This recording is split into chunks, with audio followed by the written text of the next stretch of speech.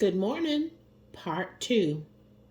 Let's begin on page 74, Phylum Mastigophora.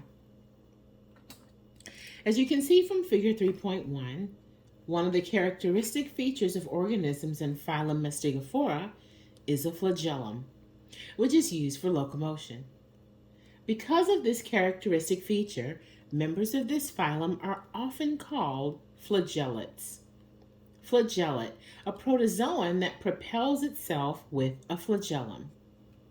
Although most flagellates use their flagellum to swim freely in the water, some use it to attach themselves to a solid object. Interestingly enough, this phylum contains all sizes of organisms. Some flagellates Some flagellates are among the smallest protozoa in kingdom Protista, while others form elaborate colonies that are large enough to see with the unaided eye. Members of this phylum can be found in a variety of habitats, including saltwater, which is referred to as a marine environment, freshwater, and moist soil. Genus Euglena provides an interesting example of organisms from Phylum Mastigophora. Members of this genus have the ability to produce their own food via photosynthesis. Despite this fact, we do not necessarily consider them autotrophic because they also ingest and decompose the remains of dead organisms. Thus, Euglenas are both autotrophic and saprophytic. Even when there is plenty of light for photosynthesis, Euglenas still tend to absorb some food from their surroundings. When their surroundings become dim, their photosynthesis shuts down and they become completely saprophytic. In fact, if their environment stays dim for several days or more, the Euglena's photosynthetic capability degenerates. After that happens, they can never produce their own food again, regardless of how bright their surroundings might later become. Excuse me. You should notice that there are many prominent organelles in this creature. Like sarcodines, Euglenas have contractile vacuoles that help expel excess water in order to reduce the pressure inside the cell. They also have a nucleus that holds the main DNA and controls both reproduction and metabolism. Unlike sarcodines, Euglenas have a firm but flexible shape-sustaining pellicle. A firm, flexible coating outside the plasma membrane. The pellicle usually keeps a Euglena in its spindle-like shape. When it wants to move, however, it can use a worm-like method of locomotion in addition to its flagellum. While whirling its flagellum, a Euglena can also draw its cytoplasm into the central region of the cell. This deforms the Euglena, making it look like a plus sign. The Euglena then re-extends itself forward. This mode of locomotion is used in addition to whirling the flagellum, as illustrated below. In order to create food by photosynthesis, Euglenas have chloroplasts, which contain a green pigment called chlorophyll. You will learn more about this pigment in an upcoming module. For right now, just understand that chlorophyll is a green pigment necessary for photosynthesis. Chloroplast, an organelle containing chlorophyll for photosynthesis. Chlorophyll, a pigment necessary for photosynthesis. Euglenas also have a red, light-sensitive region known as the eye spot. Eye spot, a light-sensitive region in certain protozoa. Since the eye spot is sensitive to light, Euglenas use it to move towards regions of bright light, increasing their photosynthetic output. Understand that although we call this the eye spot, the Euglenas do not really see with it. The eye spot simply allows them to determine where there's a lot of light and where there's little light. The biological structures and processes necessary to actually see are far beyond the reach of a single-celled organism. Euglenas reproduce only asexually. Under ideal conditions, a single Euglena can reproduce once each day. Other mastigophorites. Other rather interesting members of Phylum Mastigophora come from the genus Volvox. Also photosynthetic, members of this genus are Colonial and possess 2 flagella. They join together and create an elaborate latticework out of strands of cytoplasm. The entire colony moves by rolling the latticework. The standard mode of reproduction among Volvox is asexual. When this occurs, a daughter colony is formed, which often stays within the original parent colony. Under certain conditions, however, individual members of a Volvox colony can reproduce sexually. A magnified image of several Volvox colonies is shown below. As is typical with most phyla in this subkingdom, some mastigophorites are harmful to human beings. A small fly, known as the tsetse fly, carries mastigophorites that belong to the genus Trypanosoma. These protozoa are passed to humans when the tsetse fly bites a person's skin or when a person eats meat from an animal that has been bitten. The Trypanosoma then travel into the bloodstream and cause African sleeping sickness, a disease which often ends in death. Another interesting mastigophorite comes from genus Trichonympha. These protozoa live in the gut of a termite and actually enable the termite to survive. You see, termites eat wood. However, they are unable to digest a substance called cellulose, which is a major component in all types of wood. The Trichonympha that live in the termite's gut feed on this cellulose. If it were not for these protozoa, the termites would not be able to feed on wood, and they would die of starvation. The Trichonympha, however, keep this from happening, and in the process, feed themselves. The relationship between the termite and the Trichonympha is an example of what biologists call symbiosis. Symbiosis, a close relationship between 2 or more species where at least one benefits. Symbiosis is very common in God's creation. In fact, it is so common that there are many different kinds of symbiosis. The basic kinds of symbiosis are listed below. Mutualism, a relationship between 2 or more organisms of different species where all benefit from the association. Commensalism, a relationship between 2 organisms of different species where one benefits and the other is neither harmed nor benefited. Parasitism, a relationship between 2 organisms of different species where one benefits and the other is harmed. Mutualism, commensalism, and parasitism. then are all specific types of symbiosis or symbiosis.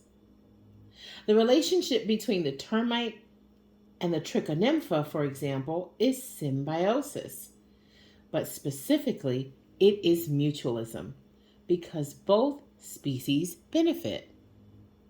The termite benefits because it can eat wood and not worry about the cellulose building up in its body, and the trichonympha gets food. If only one species benefits in a symbiotic relationship, but the other species is not hurt, we call that commensalism. Notice the barnacles, the white bumps on the humpback whale pictured below.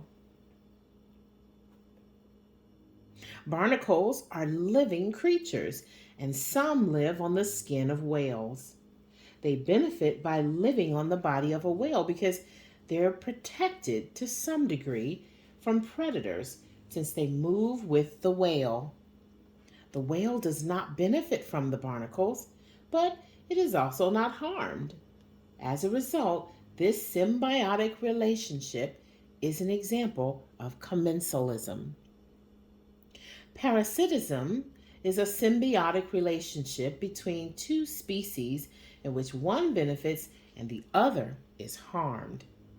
Remember the sarcodine Entamoeba histolytica? It lives in the gut of a person, feeding on what is there. The E. histolytica clearly benefits, but the human host is harmed.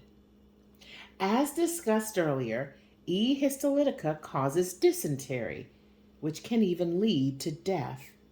Thus, we call E. histolytica a parasite. Symbiosis is yet another witness to God's handiwork and his plans. Mutualism, for example, is a testimony to how God's design solves problems. You see, termites must eat wood in order to provide balance in nature. However, they cannot digest cellulose, a principal component of wood. The Creator, fully aware of this problem, simply created another organism that could digest cellulose and designed that organism to live in the termite's gut. That way, wood and cellulose could both be digested together. Truly, God's handiwork in creation is astounding. Commensalism demonstrates that God has created the world so rich with resources that some species can help other species without needing to benefit from the relationship. Even parasitism is a natural testimony of Adam and Eve's sin. The Bible tells us that creation groans as a result of what happened in the Garden of Eden. Romans 8:22. The sickness and disease caused by parasites is part of that groaning. Had Adam and Eve not sinned in the garden, sickness and disease would not exist. Phylum Ciliophora. Phylum Ciliophora contains protozoa that use cilia to move. As a result, these organisms are called ciliates. Cilia. Hair-like projections that extend from the plasma membrane and are used for locomotion. The cilia beat rhythmically to move the organism from place to place. Ciliates can be quite large for a protozoan, with some species attaining lengths of 3 millimeters, about 1/9 of an inch. Ciliates vary in shape, ranging from cone-shaped to bell-shaped to foot-shaped. Members of this phylum mostly live in fresh water, preferring stagnant lakes and ponds. Members of the genus Paramecium offer a good view of the typical ciliate.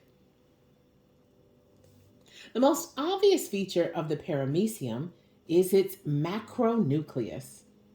This large nucleus controls the paramecium's metabolism. The paramecium and most other ciliates require a large amount of energy to live, mostly because of the rapid movement of their cilia. As a result, the metabolic control center must be large. In fact, the metabolic demands on the macronucleus are so large that there is smaller micronucleus that controls reproduction. That way, the macronucleus can spend all of its resources controlling metabolism. Like flagellates, paramecia, the plural of paramecium, and other ciliates have a pellicle that holds the cell's shape. Like sarcodines and flagellates, ciliates have contractile vacuoles that control water pressure within the cell.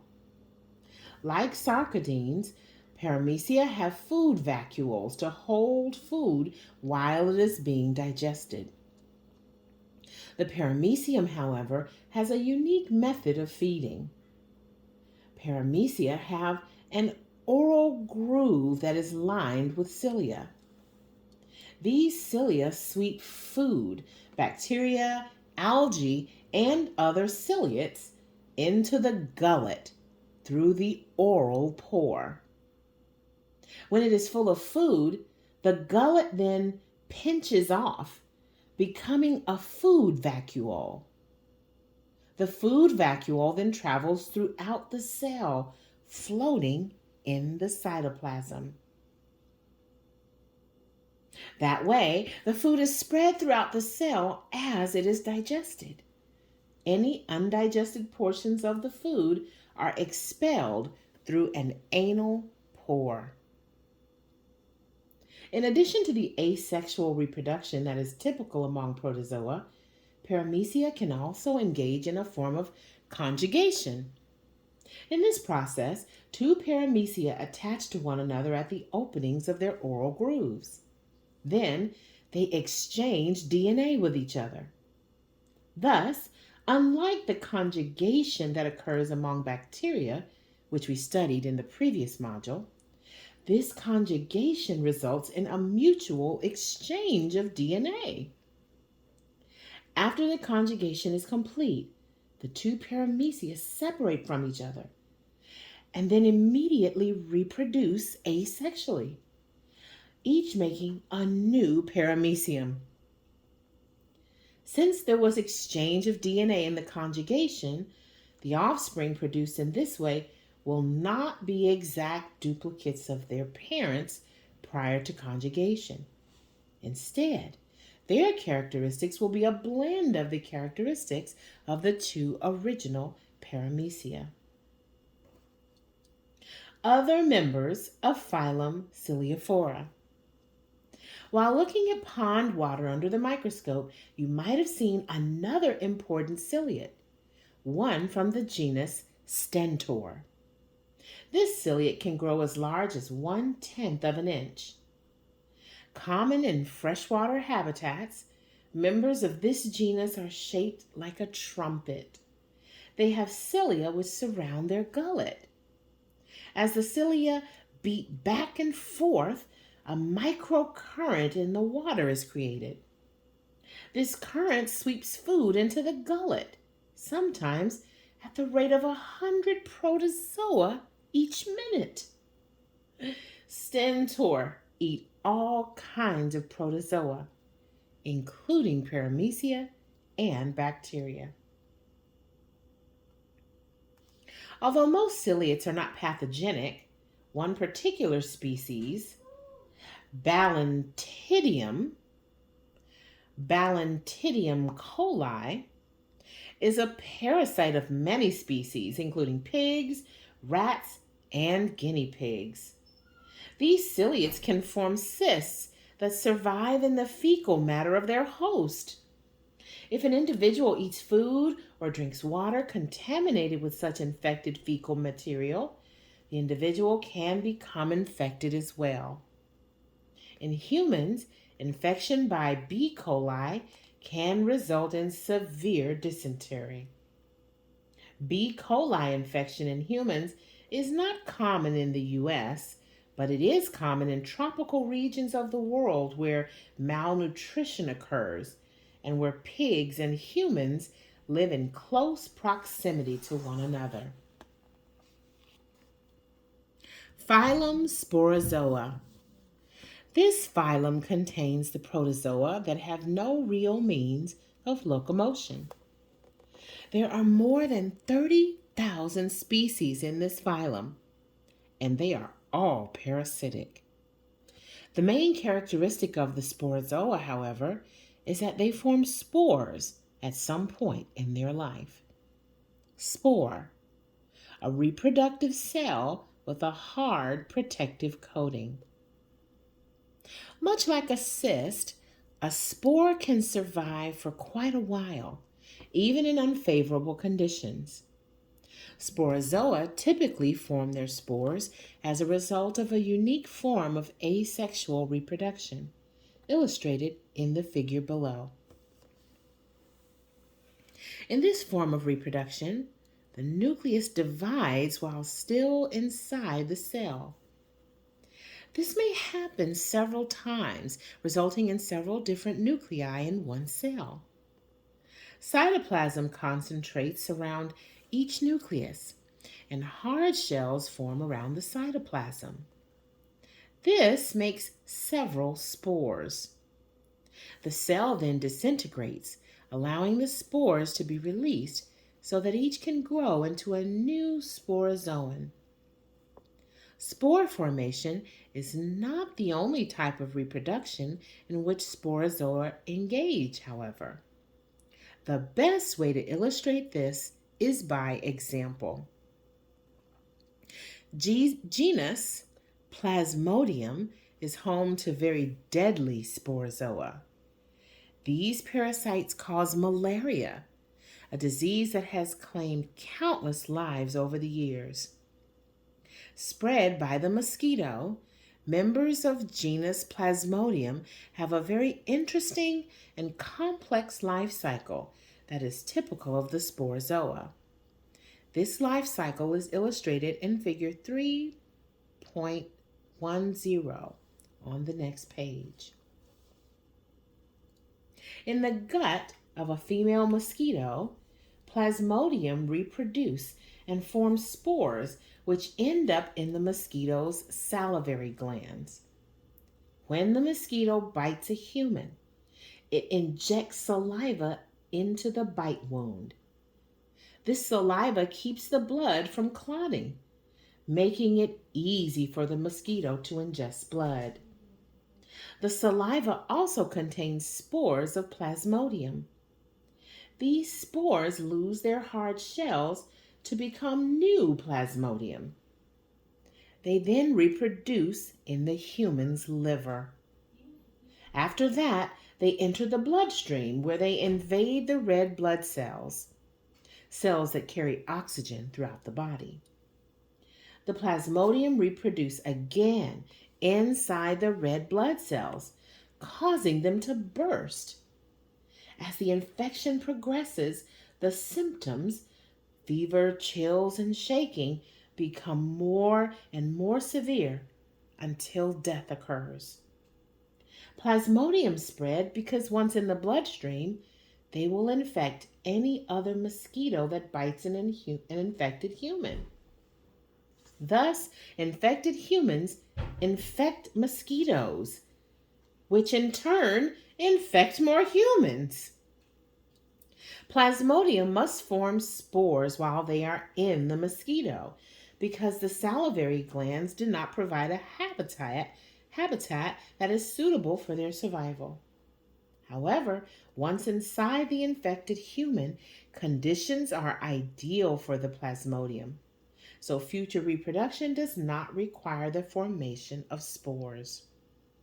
When a female mosquito bites an infected human and becomes infected herself, the Plasmodium must once again form spores in order to survive until they can be injected into another human. This is why we say that Plasmodium sometimes engage in reproduction that forms spores and sometimes engage in reproduction that does not. This type of life cycle is often called alternation of generations because different generations alternate between spore formation and other modes of reproduction. You'll learn more about this kind of life cycle in a later module. Another typical sporozoan is Toxoplasma. Toxoplasma gondii. These organisms live in the intestines of mammals, such as cats, and reproduce there sexually. Although they sometimes can cause serious illness, they usually do not harm the cats. However, they often exit the animal with the feces, solid waste. While in the feces, T. gondii forms spores so that they can survive.